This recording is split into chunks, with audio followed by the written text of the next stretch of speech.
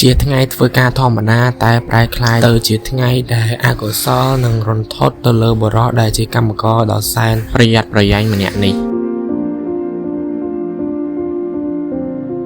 នៅថ្ងៃមួយโจอากินโรมาโรគាត់គឺជាកម្មករដែលប្រយ័ត្នប្រយែងនឹងការងារនិងធានាសុវត្ថិភាពជូនភ្ញៀវម្នាក់ៗឲ្យទៅដល់ឬក៏ជិះខ្សែរ៉កនេះពោពេញទៅដោយសុវត្ថិភាពមិនមានការធ្វេសប្រហែសណាមួយកើតឡើងលើភ្ញៀវនោះទេថ្ងៃមួយនារីម្នាក់ដែលជាភ្ញៀវនោះគាត់បានប្រឡែងខ្សែរ៉កនៅពេលដែលโจอากินនេះប្រាប់ថាមិនទាន់អាចរួចរាល់អាចប្រឡែងខ្សែរ៉កហើយជិះត្រៃមកខាងបានទេโจอากิឃើញបែបនេះក៏បានលោតទៅតង់ខ្សែរ៉កជួយនារីម្នាក់នោះទាំងដែលខ្លួនឯងមិនមានខ្សែរ៉កជាប់នឹងខ្លួនពេលនោះគាត់បានជួយនារីម្នាក់នោះរួចហើយប៉ុន្តែអ្វីដែលគួរឲ្យអាក្រក់ទៅលើគាត់ទៀតដោយតែបានថាអញ្ចឹងគឺគាត់អត់មានខ្សែរ៉កនឹងខ្លួនទេហើយខ្សែរ៉កមួយមិនអាចទ្រមនុស្ស2នាក់បានទេគឺវាកម្លាំងទម្ងន់មនុស្សវាធ្ងន់ជាងខ្សែរ៉កអញ្ចឹងវាអាចនឹងដាច់គាត់បានងាកទៅមើលខាងក្រោមនៅខាងក្រោមគ្មានអ្វីក្រៅពីជ្រលងខ្ពស់ៗនិងអន្លង់ដែលគេជីកនោះទេគាត់បានប្រមូលភាពក្លាហានហើយគិតថាបើគាត់នៅតែតង់ខ្សែរ៉កនេះអាចនឹងស្លាប់ទាំងពីរនាក់តែបើគាត់ប្រឡែងខ្លួនទៅ